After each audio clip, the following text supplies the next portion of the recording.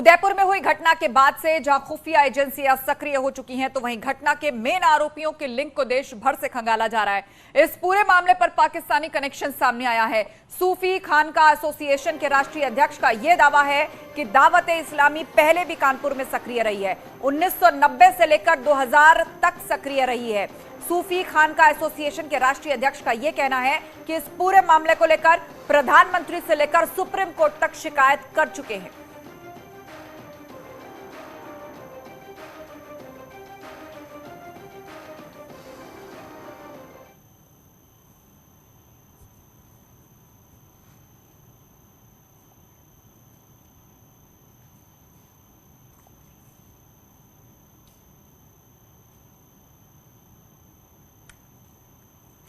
और इस वक्त आपको सीधे लिए चलते हैं, हमारे सहयोगी अमित गंजू इस वक्त कानपुर से हमारे साथ जुड़ रहे हैं और उनके साथ मौजूद है सूफी खानका एसोसिएशन के राष्ट्रीय अध्यक्ष कौसर मजीदी।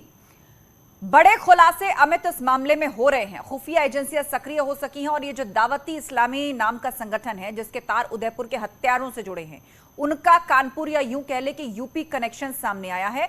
और एक वीडियो भी वायरल हो रहा है जिसके माध्यम से यह दावा किया जा रहा है कि पूर्व में भी वो एक्टिव रहा है, सभाएं करता रहा है, जमातों को जोड़ता रहा है। क्या कहना है इसमें कौसर मदीजी जी का?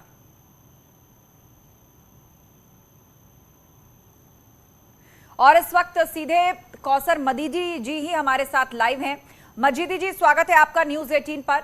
और बड़ा सवाल इस वक्त यही है कि दावत-ए-इस्लामी नाम का एक संगठन उदयपुर में जो हत्यारे थे, जिन्होंने गला रेता था कन्हैया नाम के एक शख्स का, उसके तार इस संगठन से जुड़े, अब वो कानपुर से जुड़ रहे हैं। पूर्व में भी यहां सभाएं इसने की हैं, लोगों को अपने साथ जोड़ा है, जमातें शुरू की हैं। क्या कहना है आपका इसके बारे में? क्या जानकारी आपके पास?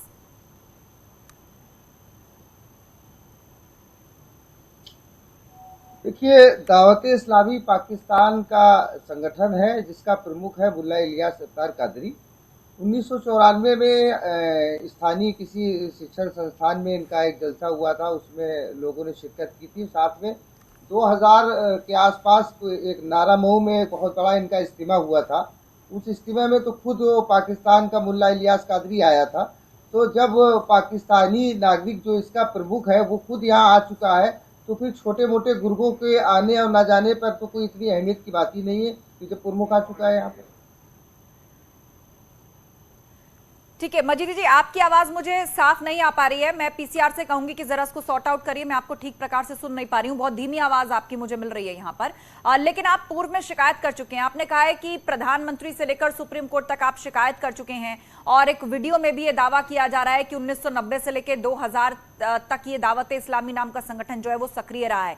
तो इसकी भूमिका किस प्रकार रही है? क्या ये सिर्फ पब्लिक सभाएं करता है? उसमें किस तरह का कंटेंट लोगों के सामने रखा जाता है? कितने लोगों को जोड़ा जाता है? इसके बारे में कोई जानकारी आप देना चाहते हैं? देखिए, जहां तक हमारी जानकारी में बात आई थी, जो धरातल पर मैंने देखा था कि ये लोग जो काम करते हैं, स्थानीय मस्जिदों पर अपना कब्जा करते हैं, वहाँ के इमाम मुअज्जिन को, कमेटी को हटा करके फिर अपने लोग वहाँ पर बिठालते हैं। दावत और तबलीग के नाम पर लोगों को कट्टरपंथ का एजेंडा पढ़ाया जाता है, कट्टरपंथी सोच से सिखाई जाती है, कट्टरपंथी बातें सिखाई जाती है, जिसका नतीजा उदयपुर की घटना आप खुद देख सकते हैं, सारी दुनिया देख सकती है। ये उनकी शिक्षाओं का ही तो नतीजा है जो सब दुनिया के सामने आया है।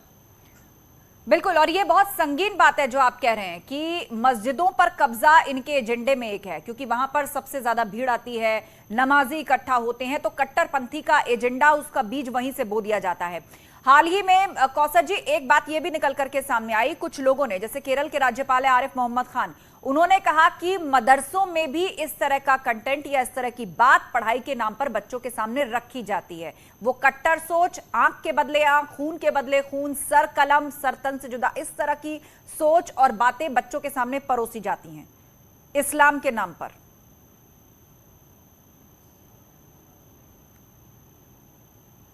ये ऐसा है ना कि वो अब क्योंकि वो बहुत बड़े आदमी हैं, बहुत बड़ी शख्सियत हैं, बहुत उनके राजनीतिक रसूख हैं, हम उनकी बात को तो काट नहीं कर सकते। लेकिन हम इतना जरूर कहना चाहते हैं कि जिस्म के किसी हिस्से में अगर कोई बीमारी हो जाती है तो पूरा जिस्म काट के नहीं फेंका जाता है।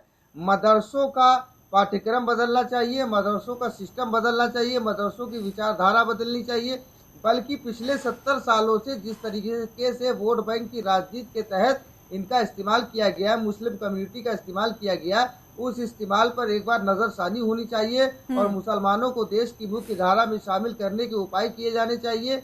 और ऐसा पाठ्यक्रम, जैसा कि हमारे देश के प्रधानमंत्री जी ने कहा है कि हम मदरसों के बच्चों में एक हाथ में कुरान एक हाथ में लैपटॉप देखना चाहते हैं, वो एक अलग बात है, लेकिन हमको उस लैपटॉप के साथ साथ में वो जो सिलेबस चल रहा है, जिस सिलेबस में ये कहा जा रहा है कि गैर मुस्लिमों को उनके धार्मिक रसूमात के त्योहारों की बधाई देने पर वो कोई मुसलमान जो है काफिर मुशरिक हो जाता है, ऐसे पाठ्यक्रम को चेंज करने की जरूरत है और इसके लिए कदम बढ़ाने चाहिए।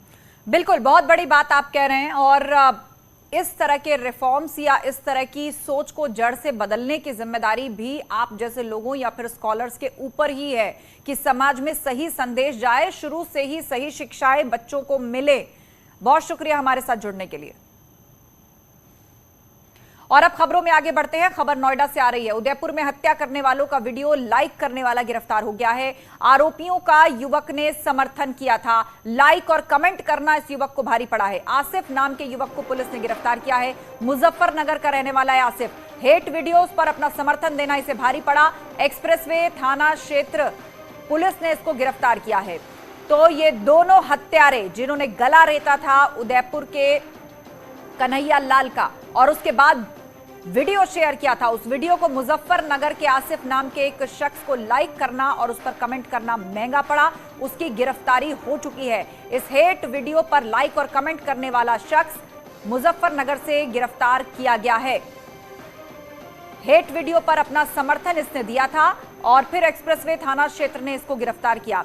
यह मूलतः यूपी के मुजफ्फरनगर का रहने वाला बताया जा रहा है। हिमांशु शुक्ला से इस पर अपडेट लेते हैं। हिमांशु, बताइए क्या जानकारी है और ये गिरफ्तारी कहां से किस तरह हुई है? देखिए, आपको बता दें कि देर रात का मामला है जब एक युवक जिसका नाम आसिफ है, उसने ये जो वीडियो हेट वीडियो है इसको लाइक शेयर और कमेंट किया था। कमेंट में उसने ये लिखा था कि जो भी किया भाई अच्छा किया, इस तरीके का कमेंट था जिस पर गांव वालों का रोष था। गांव वालों ने पुलिस से इसकी शिकायत की, जिसके बाद मुकदमा दर्ज कर लिया गया और आरोपी को गिरफ्तार कर लिया। जाहिर तौर पे जिस तरीके से धार्मिक उन्माद देखने को मिला उदयपुर में, उसके बाद से लगातार पुलिस कार्रवाई कर रही है ताकि आपसी सौहार्द बना रहे, लोगों में द्वेष भावना ना रहे। इस चीजों को ध्यान में रखते हुए ये कार्रवाई की है, नजीर बने, ताकि जिस तरीके से उदयपुर में हम लोगों ने घटना देखी है उसकी पुनरावृत्ति ना हो। इस पर एक बिल्कुल, और ऐसी सोच को समर्थन करने वालों के खिलाफ भी एक कड़ा संदेश जाना चाहिए कि देश में ना तो ऐसी मानसिकता और ऐसी विचारधारा स्वीकार्य है और ना ही उनको समर्थन देने वाले स्वीकार्य है। बहुत शुक्रिया जानकारी के लिए हिमांशु। गाजियाबाद में बड़ा हादसा हुआ है। बाइक सवार ने सफाई कर्मी को टक्कर मार दी है। फ्लाईओवर पर यह हादसा हुआ और फ्लाईओवर से गिरे हैं तीनों लोग। हादसे में तीनों की मौत हो गई है और दिल्ली गेट के पास यह हादसा हुआ है। तो एक सड़क एक्सीडेंट की खबर गाजियाबाद से आई है। बाइक सवार ने सफाई कर्मी को टक्कर मार दी। फ्लाईओवर पर यह हादसा हुआ और उसके बाद 3 लोग उस फ्लाईओवर से नीचे गिर गए, जिसमें तीनों की ही मौत हो गई है। दिल्ली गेट के पास यह हादसा हुआ है। तस्वीरें दर्दनाक हैं, विचलित कर सकती हैं। देखिए, एक करके तीनों लोग फ्लाईओवर से नीचे गिरे और तीनों की ही एट द स्पॉट डेथ हो गई। एक बाइक सवार की टक्कर सफाई कर्मी को लगी और एक्सीडेंट हुआ जिसमें कि 3 लोग नीचे गिर गए फ्लाईओवर से और उसके बाद उनकी मौत हो गई।